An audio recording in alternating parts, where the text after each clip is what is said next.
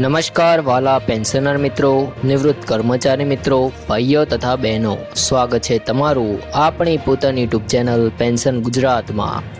તો મિત્રો, એક એવી મોટી અને અગત્યની માહિતી લઈને અમે તમારી સામે આવ્યા છીએ કે જેને સાંભળીને ઘણા પેન્શનર મિત્રો ચિંતિત પણ થઈ શકે છે અને કેટલાકને રાહત પણ મળી શકે છે, કારણ કે આવતા મહિનાથી પેન્શનના નિયમોમાં મોટા ફેરફારો થવાની ચર્ચા ખૂબ જ તેજ બની ગઈ છે અને ખાસ કરીને કેટલાક પેન્શનરોને પેન્શન બંધ થવાની શક્યતા અંગે પણ ચર્ચાઓ ચાલી રહી છે। તો મિત્રો, આજનો આ વિડીયો ખૂબ જ મહત્વનો છે, તેથી અંત સુધી ધ્યાનથી જોતા રહેજો, કારણ કે હું તમને સંપૂર્ણ માહિતી સરળ ભાષામાં સમજવાનો પ્રયત્ન કરીશ, જેથી તમે કોઈ પણ ગેરસમજમાં ના રહો। તો મિત્રો, આજની તારીખ 25 એપ્રિલ 2026ના દિવસે આજે જે ચર્ચા કરી રહ્યા છીએ તે સીધી રીતે 8મા પગાર પંચ સાથે જોડાયેલી છે। તમે જાણો છો કે જ્યારે પણ કોઈ નવું પગાર પંચ આવે છે ત્યારે કર્મચારીઓ અને પેન્શનરો માટે મોટા ફેરફારો કરવામાં આવે છે। આ વખતે પણ કંઈક એવું જ થવાનું છે। 8મા પગાર પંચે હવે સક્રિય રીતે કામકાજ શરૂ કરી દીધું છે અને તેની સૌથી મહત્વપૂર્ણ બેઠકો 28 એપ્રિલથી 30 એપ્રિલ 2026 દરમિયાન દિલ્હી ખાતે યોજાવાની છે।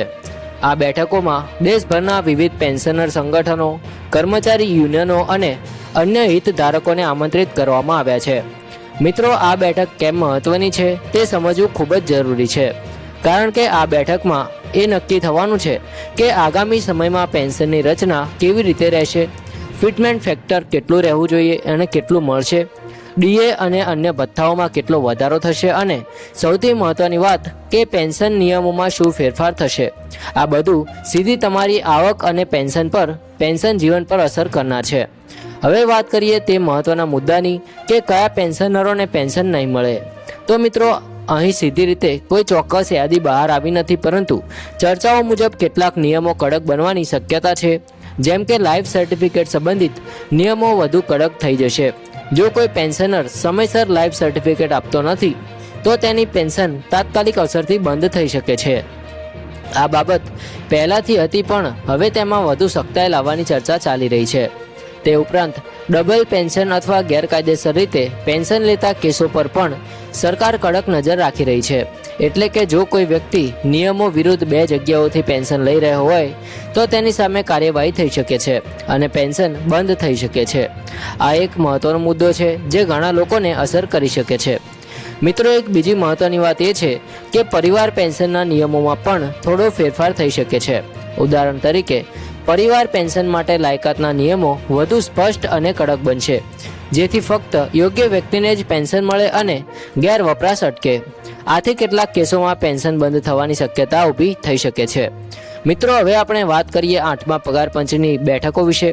તો મિત્રો, કમિશનને જણાવ્યું છે કે તેમને ખૂબ મોટી સંખ્યામાં અરજીઓ મળી છે, જેમાં લોકો કમિશન સાથે સીધી વાતચીત કરવા માગે છે, પરંતુ સમય મર્યાદિત હોવાને કારણે તમામને તક આપવી શક્ય નથી।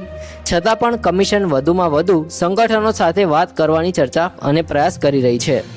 મિત્રો, એક સારા સમાચાર પણ છે કે દિલ્હી સિવાય અન્ય રાજ્યોમાં પણ આવી બેઠકો યોજવાની યોજના છે।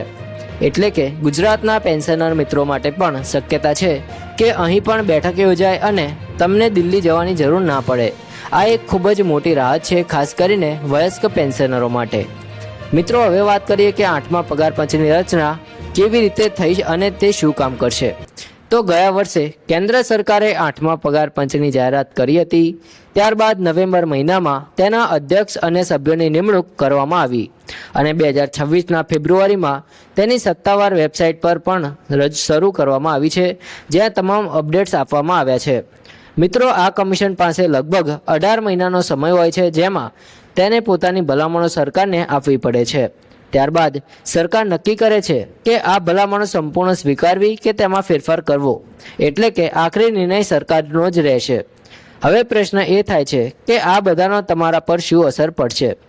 તો મિત્રો, જો ફિટમેન્ટ ફેક્ટર વધે છે તો તમારી પેન્શન વધશે, જો ડીએમાં વધારો થાય છે તો પણ તમારી આવક વધશે, પરંતુ જો નિયમો કડક થાય છે અને તમે તેમાં ફિટ નથી થતા તો પેન્શન બંધ થવાની શક્યતા પણ છે. એટલે જ આ માહિતી તમારા માટે ખૂબ જ મહત્વપૂર્ણ છે.